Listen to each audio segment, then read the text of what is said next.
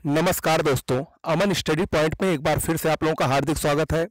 दोस्तों, आज की इस वीडियो में भारतीय संविधान को मैं आगे बढ़ाते हुए भारतीय संविधान की प्रमुख समितियों और उनके अध्यक्षों से संबंधित कुछ अति महत्वपूर्ण प्रश्न पूछे जा सकते हैं। तो इस वीडियो में प्रमुख समितियां भारतीय संविधान की, जो कि भारतीय संविधान सभा से संबंधित थी और संविधान के प्रारूप को निर्धारण करने में सहायक थी, तो उससे संबंधित जो प्रमुख समितियां थी और उनके अध्यक्ष थे, जो कि परीक्षा की दृष्टि से अति महत्वपूर्ण है, तो वो मैं आप लोगों के सामने इस वीडियो में लेकर आया हूँ। ठीक है, यूपी ट्रिपल एससी लोअर से संबंधित ये हमारी क्लास चल रही है, निःशुल्क है। आप लोग इसके साथ जल्द से जल्द जुड़िए। आपके आसपास जो लोग रहते हैं, जो अगर आपको हमारा वीडियो पसंद आता है तो उन लोगों तक भी पहुंचाइए, जिससे ज़्यादा से ज़्यादा लोगों को इसका लाभ मिल सके। तो ये छोटा सा वीडियो होगा, लेकिन अति महत्वपूर्ण वीडियो होगा। जैसा कि मैंने पहले भी बताया कि मैं छोटा छोटा वीडियो डालूंगा, लेकिन सारे वीडियो भी बहुत ही महत्वपूर्ण होंगे। आप लोग एक नोटबुक लेकर, उम्मीद करता हूँ कि बैठे होंगे और मेरे द्वारा जो पढ़ाया जा रहा है उसको आप नोट डाउन करते चलेंगे। ठीक है, तो देखिए, सबसे इंपॉर्टेंट जो समिति है वो है प्रारूप समिति, ड्राफ्टिंग कमेटी। ये सारी समितियों में सबसे ज्यादा महत्वपूर्ण समिति है। बी आर अंबेडकर यानी भीमराव अंबेडकर की अध्यक्षता में गठित प्रारूप समिति संविधान सभा की सबसे विशिष्ट समितियों में शामिल थी। इसका गठन 29 अगस्त 1947 को हुआ था। इसमें 7 सदस्य थे। इसकी प्रमुख जिम्मेदारी संविधान सभा का प्रारूप निर्धारित करना था। ठीक है, तो देखिए, ये जो मैंने पढ़ा, इसमें लगभग लगभग 3 से 4 प्रश्न महत्वपूर्ण बन सकते हैं। ठीक है, जैसा कि मैंने पहले भी बताया कि प्रारूप समिति सबसे महत्वपूर्ण समिति है। सबसे ज्यादा इंपॉर्टेंट इसका प्रश्न क्या है? प्रारूप समिति के अध्यक्ष कौन थे? तो कौन थे? भीमराव अंबेडकर। ठीक है, प्रारूप समिति का गठन कब हुआ था? इसका गठन 29 अगस्त 1947 को हुआ। इसमें कितने सदस्य थे? 7 सदस्य थे। और इसकी प्रमुख जिम्मेदारी क्या थी? संविधान सभा का प्रारूप निर्धारित करना।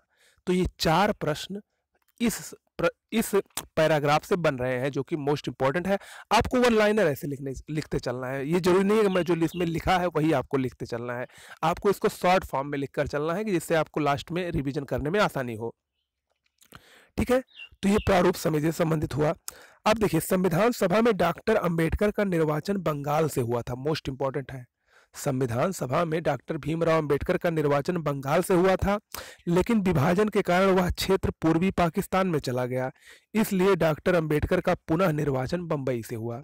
ये प्रश्न भी कई बार परीक्षाओं में आ चुका है कि डॉक्टर अंबेडकर का निर्वाचन कहाँ से हुआ था? तो पहले बंगाल से हुआ, लेकिन जब भारत का विभाजन हुआ तो बंगाल वो पूर्वी पाकिस्तान में चला गया, तो इसीलिए उनका जो निर्वाचन, पुनः निर्वाचन कहाँ से हुआ? बंबई से हुआ। अब देखिए, प्रारूप समिति के सदस्य कौन कौन से थे, ये भी मोस्ट इंपॉर्टेंट है। प्रारूप समिति जो बनी थी उसके अध्यक्ष डॉक्टर भीमराव अंबेडकर थे। इसके अलावा 7 सदस्यों में एन गोपाला स्वामी अयंगर, अल्लाद कृष्णा स्वामी अय्यर, डॉक्टर के एम मुंशी, सैयद मोहम्मद सादुल्ला, एन माधवराव और टी कृष्णामाचारी, ये प्रारूप समिति के मुख्य सदस्य थे। ओके, अब इसके अलावा कुछ और समितियों को देखते हैं, इसके अध्यक्षों को देख लेते हैं।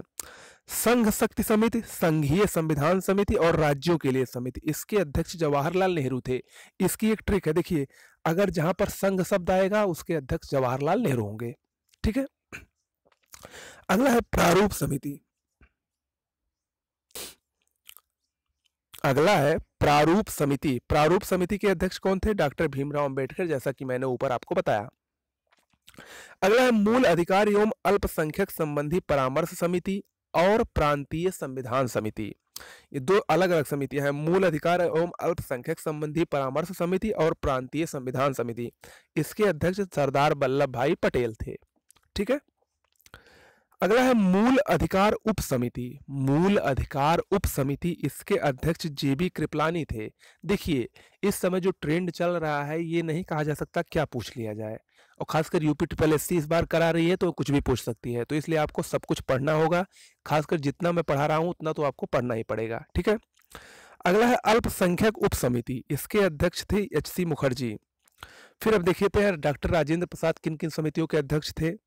प्रक्रिया नियम समिति, संचालन समिति, राष्ट्र ध्वज संबंधी तदर्थ समिति।